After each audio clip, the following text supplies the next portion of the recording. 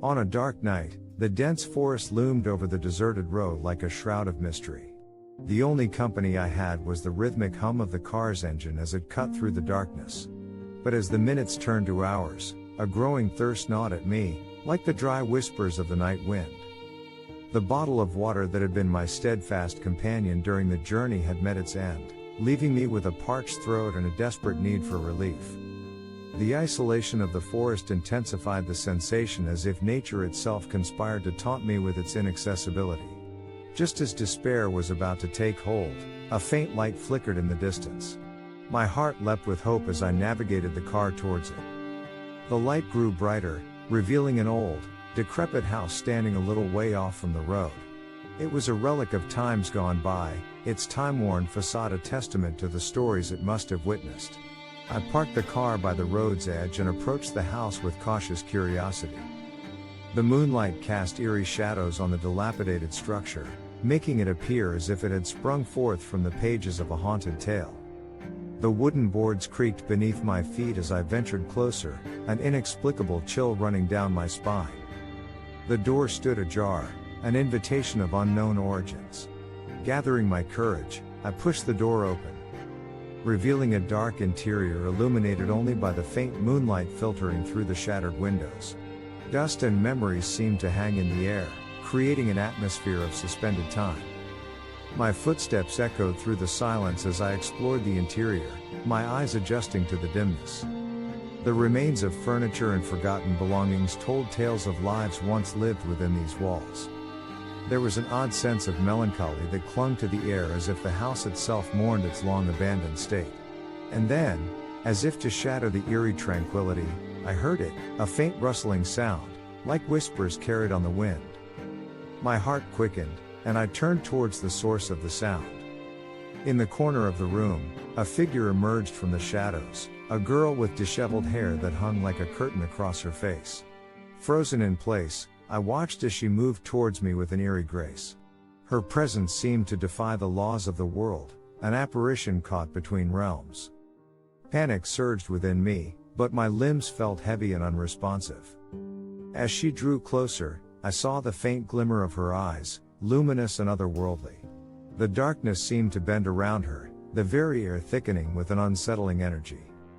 And then, as if compelled by a force beyond my understanding, I turned and ran.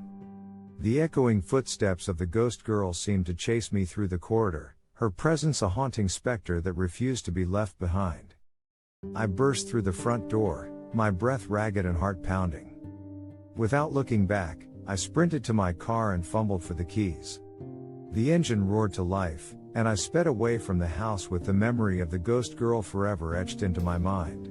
The road stretched ahead, a path leading away from the supernatural encounter that had forever altered my perception of the world. It wasn't until I was safely home that I dared to exhale the breath I had been holding. Later, I learned that the house I had stumbled upon was known to be haunted, a place where the boundary between the living and the dead was blurred. The encounter had been a stark reminder that some places are steeped in a history that lingers long after the people who once inhabited them have moved on.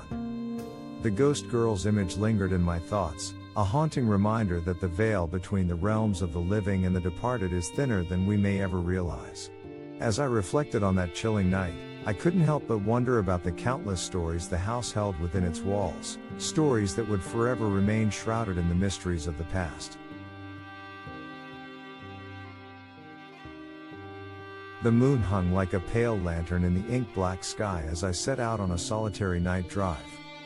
The open road stretched ahead, a ribbon of asphalt that disappeared into the darkness. The rhythmic hum of the engine was my only company, and the night held an eerie stillness that sent shivers down my spine. I had always found solace in the act of driving, the freedom of the road a balm for my restless soul. But that night, as I ventured further into the heart of the unknown, a sense of unease began to gnaw at me. The shadows cast by the headlights seemed to dance and twist, taking on shapes that played tricks on my mind. As the miles rolled by, my thoughts turned to the stories I had heard about this stretch of road, a place rumored to be haunted by the souls of those who had met untimely ends. They said that on certain nights, when the veil between the living and the dead was thin, spectral figures could be glimpsed along the roadside. I had always scoffed at such tales, dismissing them as the product of overactive imaginations. But as the night deepened and the road became enveloped in an inky void, doubt began to creep in. It was then that I saw it.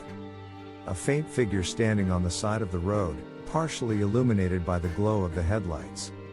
My heart skipped a beat as I instinctively slowed the car. The figure was that of a woman, her form ethereal and indistinct. She wore a flowing gown that seemed to ripple like water in the wind. My rational mind urged me to keep driving, to dismiss the vision as a mere trick of the darkness. But something compelled me to stop, to confront the inexplicable before me. As the car came to a halt, I could feel my pulse quicken and a bead of sweat trace its way down my temple. She turned her head, her face obscured by the veil of night. The air seemed to grow colder as if a sudden frost had settled over the landscape.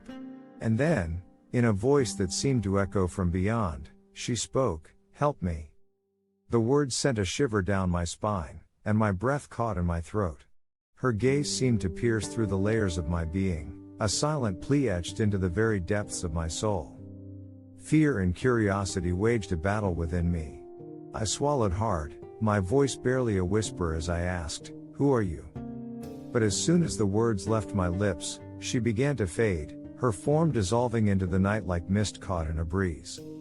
The headlights cut through the empty space where she had stood, illuminating nothing but the desolate road. A chill ran through me as I sat there, my heart pounding in my chest. It was as if I had been granted a fleeting glimpse into a world beyond, a realm where the past and the present converged in a fragile dance. With trembling hands, I revved the engine and accelerated away from that spot, leaving the phantom behind. The road stretched ahead, endless and uncertain, a path that led to the unknown. As I continued my journey, I couldn't shake the feeling that I had brushed against the edges of something beyond comprehension. The memory of that night would forever haunt me, a reminder that the darkness holds secrets we may never fully understand. And though I drove away from that spectral encounter, I couldn't escape the feeling that the night still held mysteries that awaited those willing to venture into its depths.